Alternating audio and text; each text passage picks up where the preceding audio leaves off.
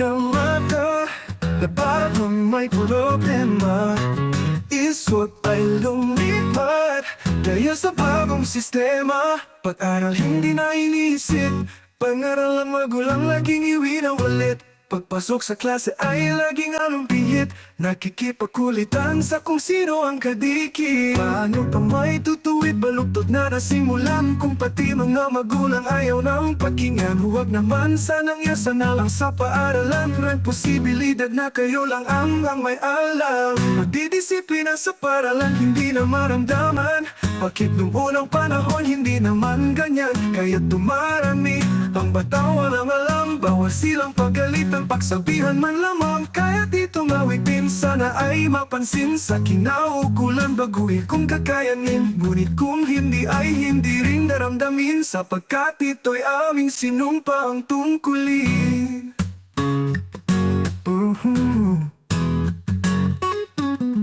Dilat hanggang mata na para bang may problema.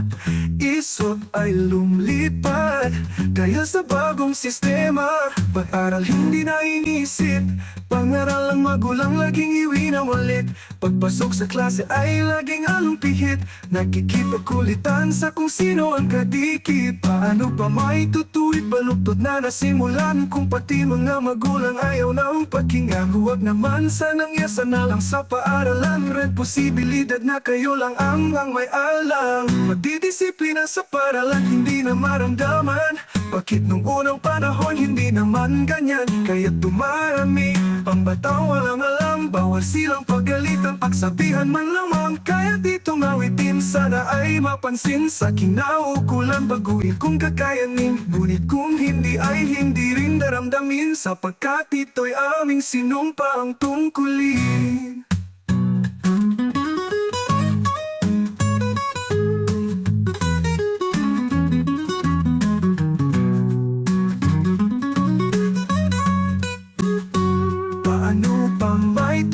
Baluktot na nasimulan, kung pati mga magulang ayaw ng pakinggan. Huwag naman sanang yasa na lang sa paaralan, red posibilidad na kayo lang ang may alam. Magdidisiplina sa paaralan, hindi na maramdaman.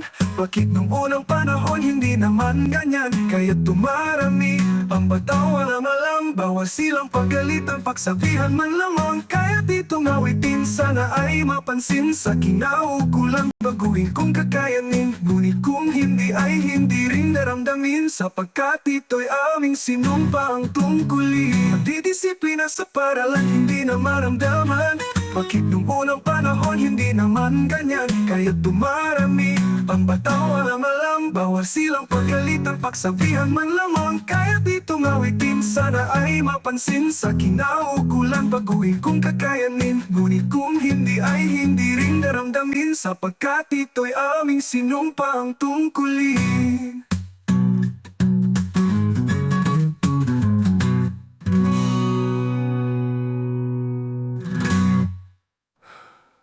Pagdidisiplina sa paaralan, hindi na maramdaman. Bakit nung unang panahon hindi naman din yan?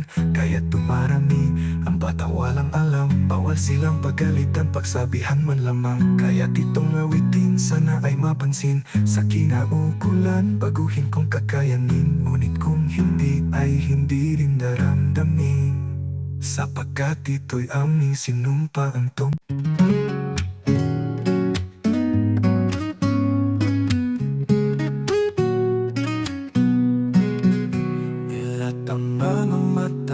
na para bang may problema. Isip ay lumipad dahil sa bagong sistema. Pag-aral hindi na inisip, pangaral ng magulang laging iwinawalit. Pagpasok sa klase ay laging alumpihit, nakikipagkulitan sa kung sino ang kadikit.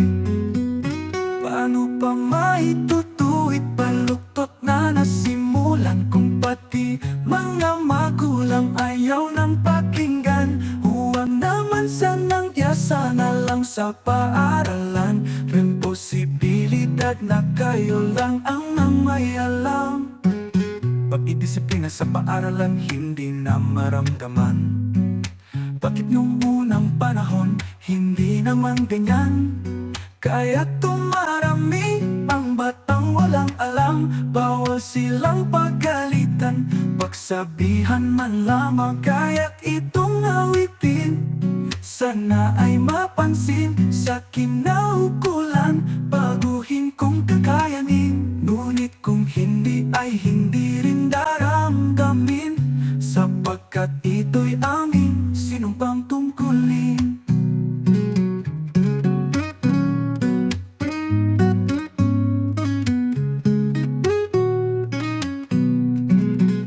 Ilat ang mga mata na para bang may problema, isip ay lumipad dahil sa bagong sistema. Pag-aral hindi na inisip, pangaral ng magulang laging iwinawalit. Pagpasok sa klase ay laging alumpihit, nakikipagkulitan sa kung sino ang kadikit. Paano pa maitutuwid baluktot na nasimulan, kung pati mga magulang ayaw ng pakinggan? Huwag naman sanang tiyasa na lang sa paaralan, responsibilidad na kayo lang ang may alam. Pagdidisiplina sa paaralan hindi na maramdaman, bakit nung unang panahon hindi naman ganyan?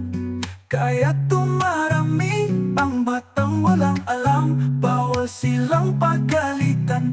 Pagsabihan man lamang kaya't itong awitin, sana ay mapansin sa kinaukulan. Baguhin kung kakayanin, ngunit kung hindi ay hindi rin daramdamin, sapagkat ito'y aming sinumpang tungkulin.